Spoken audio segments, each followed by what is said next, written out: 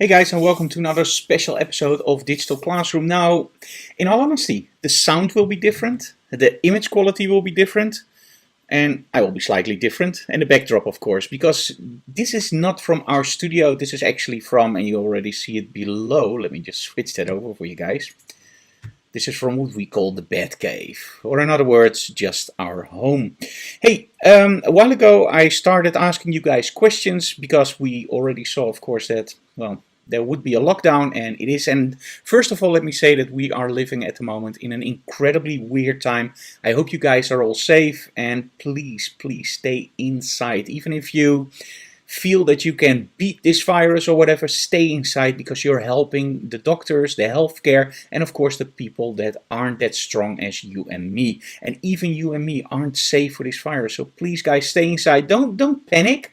There's no reason for panic. There's no reason for hoarding. The only thing we have to do is flatten that curve, and the only thing you can do is stay at home, watch some YouTube videos or whatever, but just stay at home. Please do that, guys. No need for panic, really, but please stay home. Let the guys do the work that they need to do.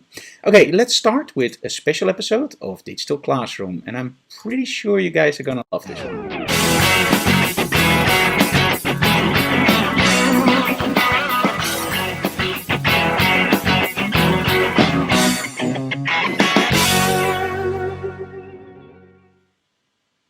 Okay, on YouTube we have our Q&A open. I'm not going to do this now on Facebook because, in all honesty, there were some things that changed in Facebook, and I really want to try that out when Anna is here, because she can help me out with all the comments on Facebook. I do have our YouTube channel open, so in other words, if you go to the chat room in YouTube, you can ask whatever questions you do. We don't have something like super chat or whatever that costs you money. You can just ask anything for free. Okay, so a while ago I asked you guys, like, okay, are there any questions that you really would like to ask me, like something that you really would like to know? And I got some questions in, and let's go through them, and let's see if we can give you some answers. And by the way, thank you, Raymond. Hi, can you let me know how the audio is? Because this is a totally different setup. We're using a webcam, and we're using a big condenser microphone, which is a little bit far away from me, so it could be that the audio is a little bit wonky. We'll work on that. Okay, first question is from George. What keeps you motivated? I think your work should be reaching a much wider audience, but can you offer any reason why you are not a greater hit on YouTube? I just do not understand why you are not. Your work is great and you're a busy man, so those who know. Yeah, I get that question a lot, and in all honesty, I don't have a clue. We put out, I think, great content. We also put out a lot of content. And I try to be very active on social media. That means that, well, let me put it this way. We're not a website that only uploads something once a year. We upload twice or three times a week. Then why aren't you a big hit on YouTube? I think you have to realize that to become a big hit on YouTube, you need shares, you need likes, you need people that comment on your videos. And of course, you need a little bit of help from YouTube itself by coming into their recommended videos. Now, I don't know why, but the thing is, I know how. So if you guys are watching and you really like the stuff that we do, like Digital Classroom, all the Quite Franklies and all the tips, there's a very simple way to make me bigger on YouTube. Like, subscribe, and put it out there. Now, in all essence, of course, it's a serious question. So let's say that you work really hard on all your work, and whatever you do, there is no way that you reach your audience. Should you just stop? Is it your fault? Is it the audience's fault? It's actually nobody's fault. You have to realize that nowadays there are a gazillion photographers, videographers, drawers or whatever online, and they all fight for that little bit of attention. You also have to realize that nowadays a lot of the people, they don't even look at social media anymore. So when I look at my Facebook or Twitter or Instagram pages from a few years ago, you really saw an explosion of people that subscribed to your channel, that liked your pages or whatever. And over the years, and that's not only with me, it's with a lot of people, even myself, I don't like to go to new groups anymore. I don't like to subscribe to new channels. There's so much out there. I can't already see all the content that's out there. So sometimes I look for something new, but most of the time I won't. And when we go back a few years, you were constantly looking for new stuff. So I think that's the biggest problem. So at first, a lot of people searched, they found you, they subscribed. Nowadays, most people just stay with their subscriptions for the very simple reason there's so much material out there. So how do you get up on top? Very simple. You can do clickbait, which I don't believe in, I never want to do, and I'm never gonna do. And clickbait, by the way, if you don't know what it means, is, for example, we have the solution for every guitar. Yeah, there is no solution for every guitar, but people click on it. Or this is the best tip ever for Photoshop. Everybody clicks on it, but there's no best tip, of course. So clickbait I'm not going to use. And of course you can use advertisements and just push it to somebody. We don't want to do that either. We just want to grow it naturally. And if that means that we don't get a lot of subscribers, but we get a lot of great content out, but most of all, a lot of great interaction with you guys. So a lot of likes, no dislikes, great comments, no trolls or whatever. I think that's the best way to grow a channel now. I don't want to switch over to, let's say, 1 million subscribers and then have to go through all the comments that are negative or have nothing to do with our channel. Let's keep it a little bit smaller, but with a lot of interaction between you and me. And we'll grow anyway. Just spread the word and let people know about our channel. Okay, then a question from Ben. I would love to know a bit more about you both. That's also for Anna Week. I know you have a fabulous studio and teach, but how do you get to that point? Where did you start and what was your journey like? Yeah, what was the journey like? Let me put it this way. When I started out my life, right, I wanted to be a veterinarian, so helping animals. And very soon they found out that I had really, really big allergies, so that didn't work out. So I went to business school and I wanted to start my own company. I always loved movies, video and photography. My grandparents did it a lot and they really inspired me for that. So that was always in the back of my mind, something creative. I loved playing guitar. So that was also something very, very creative. Just to give you an idea, I have them very close. For example, the guitar. So I always played, I always created stuff. But you also have to be realistic. When you get off school, you have to earn money, right? And in the creative business, it's very simple. There isn't a lot of money there to share. There's a lot of people that want to earn money, and you have to fight for it. So we started a computer company, and later on we added home theater. But I still kept doing my photography and, of course, my drawing or whatever. And drawing, forget about it. I can draw a little bit, but it's nothing special. So the photography was something that I really liked. At one point I got a little bit more free time and I started to do a lot of TFP, time for print shoots. And people liked my lighting. And somehow, slowly over the months and years, people started asking me, hey Frank, are you interested in doing workshops? And at first I always told them, no, I'm not interested in doing workshops. I don't want to do workshops because that's for the real masters. But they kept asking me, and at one point I just said, you know what, I'm just going to try it. Let's do a workshop. Why not? And I absolutely loved it.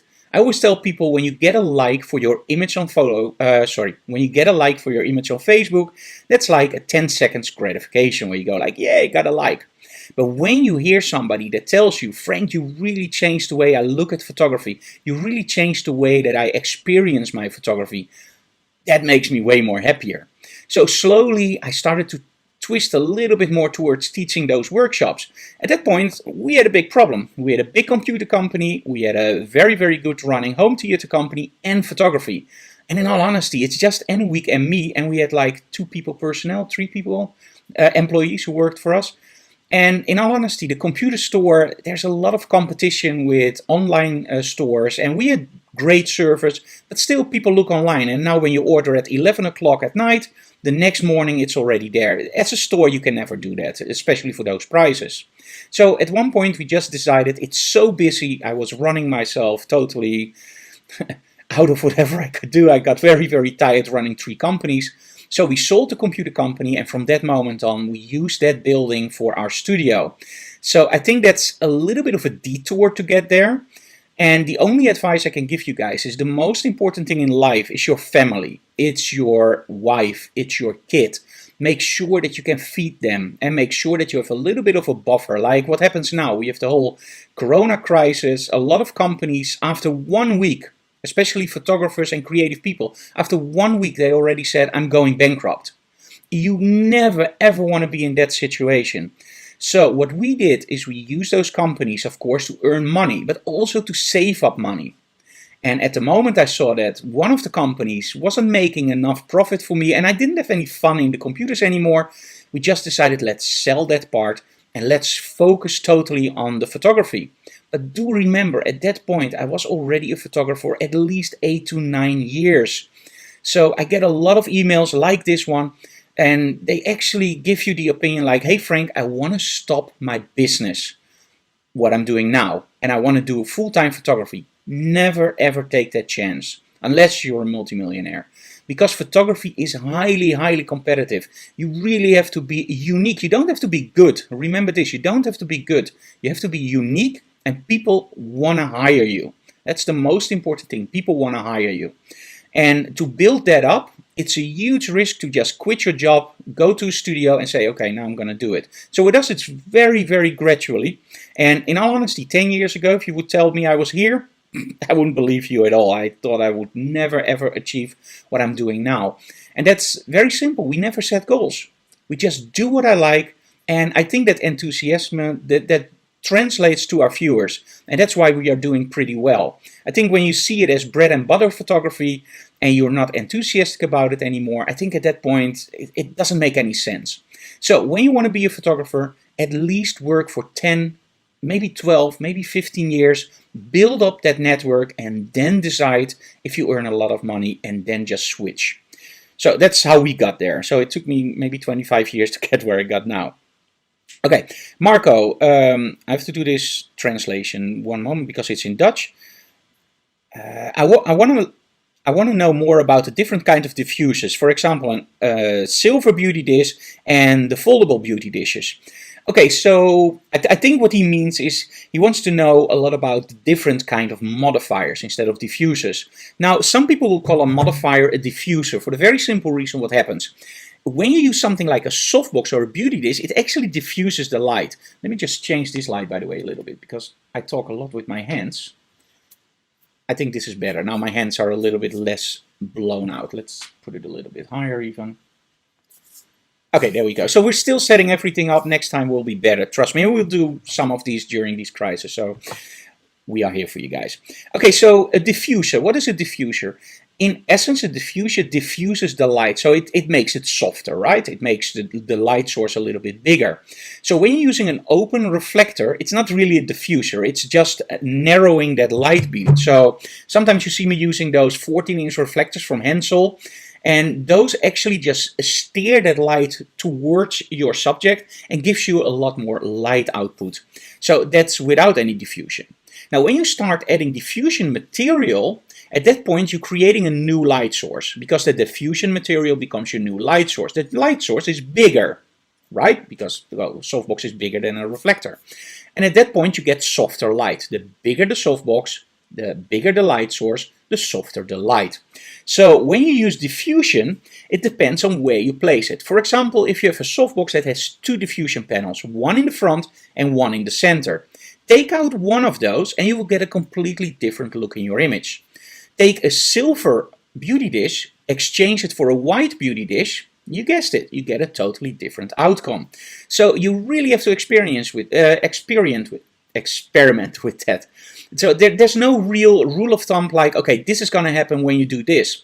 For example, one rule of thumb, of course, is that a silver inlay will get you more light output, will make your shadows a little bit more crisp, light a little bit harsher. A white cover actually means, of course, that your light quality will be, well, yes, different. So, white will be softer, silver will be harsher. However, isn't it so that when you use, for example, silver with a diffusion panel, it will be softer than white without? Yes. So there's all these different combinations. So there's no real answer like, okay, this works this way or that way. Just remember, the bigger the light source, and the softer the light. And when you use silver, you get more crisp than white. Okay, so let me, oh, sorry guys, now I lost all my questions. Yeah, that's not smart. Okay, let's scroll down. Sorry, I pressed the wrong button. And that's the main advantage when you're live. Yeah, not really an advantage, but you know what I mean. Okay.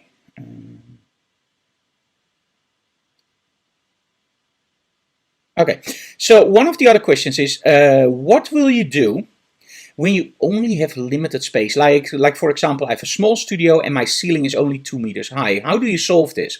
When you hang paper on the wall or on the ceiling, you always need a little bit of extra space for those rolls, right? So on a 2-meter ceiling, using paper, that won't really work. However, when you look in our studio, and you've seen it many times in behind the closed doors, you see that we used themed walls. That means that all those walls have different themes. Now the cool thing about themed walls is, one, you can place your model really close to the wall, so you can use those shadows. You can also place her a little bit further away from the wall, and when you also paint the ceiling, you get this beautiful, well, almost like a little bit of a scene. And when you have a really low studio, let's say you have a studio in an attic, or maybe in a basement, and it's really, really narrow, why not put your model on top of something and make a squeeze up against the ceiling to make it really like an exploding dress or whatever? There's so much creativity that you can get from smaller spaces. We actually have a workshop, Marco, because you're from the Netherlands. Sorry, there was another question. But we also have a workshop called Small Spaces, where we literally find in our studio the smallest spaces possible and do our photo shoots there. Okay, then let me switch over to pages.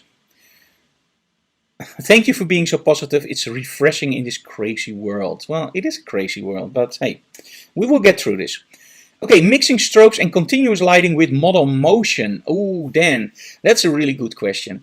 Now, recently I had an argument with somebody who delivers high-end LED panels, and they told me, Frank, we want to send you those panels. Can you do some images with it, and could there be a chance that you switch over to LED instead of strobes? I told them very, very simple, no, never. For the very simple reason, if you want to do motion, and I love doing motion, flipping hairs and whatever, and jumping, if you want to do motion, I need at least f16 on a shutter speed of, well, let me put it this way. If you use strobes, the shutter speed doesn't matter because the strobe freezes the motion, right? So let's say this is 125th of a second. There's no ambient light. There's the strobe, and the strobe freezes the action. Now, every strobe has a certain spec, and that's called the flash duration. Now, that flash duration changes over the output. So when you have an output on the lowest setting, the flash duration will be different than on the highest setting. But that flash duration, you can see a little, it's not completely true, but I always tell people it's a little bit like your shutter speed. So for freezing motion, we found out over the years that we need at least 1/2000th of a second, preferably a little bit higher. So 1/2000th of a second, and that's, by the way, T0.5. And so we need f16 and 1/2000th of a second. Now, if you can point me towards a LED panel that can do f16 on 1/2000th of a second, I still don't want to try that out because that will probably mean I fry my model or she has to wear sunglasses. So combining continuous lighting with motion, not really a good idea. Now, the other thing that he says, and that's really interesting, is why not combine continuous lighting with strobes? And now it gets really interesting, because now what you can do is use your first shutter curtain or your second shutter curtain and open up your shutter speed, for example, let's say 1 second. Now, 1 second, the model is moving around and just captured by that continuous lighting. Now, at the end, boom, the strobe goes off and now it freezes. And that gives you some beautiful, beautiful effects. Let me see, I set up that I can share my screen with you guys. So I want to show you something for that. So let's go to my portfolio. Okay, and let's go to motion. And there we go. Okay, I'm going to drag this up to this monitor now for a second. Okay, one moment, guys. This is something I still have to try out. Okay, don't be alarmed. This will only be a second. Okay, there we go. Okay, so now when you look at this motion folder, what you can actually see is I tried that a few times. This is combining that motion with strobes, and you can do the same thing. Let me see, I've got another few that did that. Give me one moment, let's go back here. It goes faster. For example, this one. This is where we actually strobed here on the first and then strobed there on the second. So, and everything in between is just your continuous lighting. And I did a few of those in the past, like for example, this one I really like. So this is all continuous lighting, and at the end it's the strobe. So it can be done. It's really cool. And I think it's a technique that's interesting. Very, very interesting, to be honest. Okay, let's go back to this one. Okay, there we go. So now you also saw Wirecast in action, what we normally use. Okay, let me see if we have any questions here. Jurgen, hey there, Frank. I hope you and Anna Week are safe. Jurgen, we are safe. We're just worried for people that are more in critical conditions or whatever. We will get through this. But for example, my mom has COPD and we really worry about her. And when you're watching, Mom, thank you. Stay inside. Just kidding. No, not kidding, actually. Okay, Dennis, a long time ago in a galaxy far, far away, is that the right question? Oh yeah, that's the right question. Frank used the Mamiya 645 with leaf digital bags for extraordinary fashion pictures. Thank you so very much. The meme Phantom has arrived from the darkness and Frank got a new hope in his photography force with fast Sony cameras. I love the way this goes.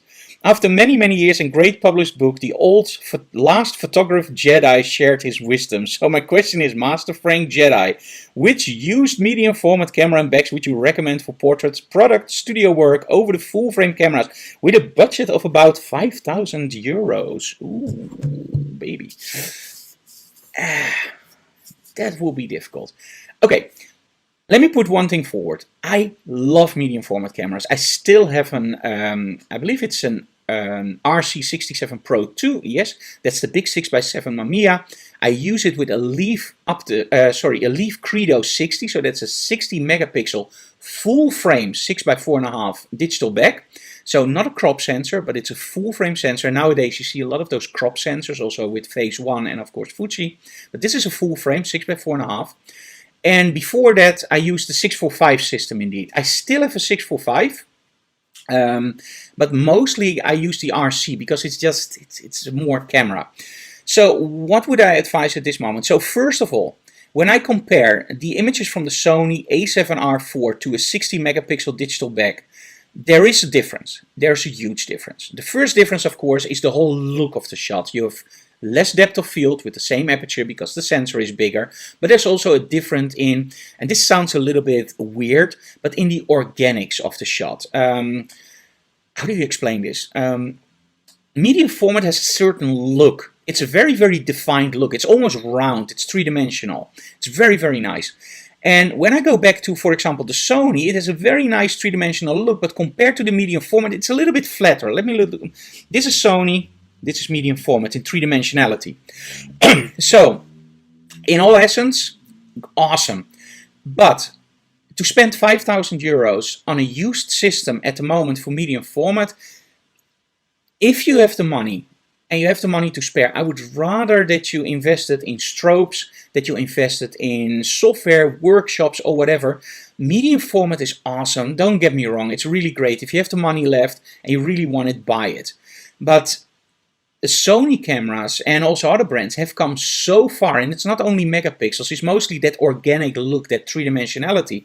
And especially when you combine it with Zeiss lenses or older glass like Leica arc lenses that you convert for your Sony, you already get a lot of that magic look. It's still not medium format, but you get a lot of that magic look.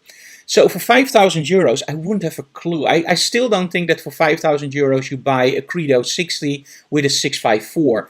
And I think everything below the Credo 60, don't buy it. The Credo 60 is great, but everything before that I owned, and no. The Credo 60 for me is something that's really better than my Sony.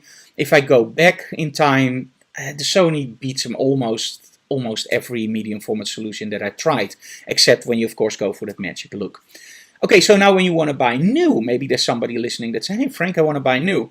Check out Fuji. Fuji is doing amazing stuff with medium format cameras. I'm a Sony ambassador, I love Sony cameras, but in all honesty, in medium format, and there is no Sony camera in medium format, those Fuji cameras are really groundbreaking and awesome.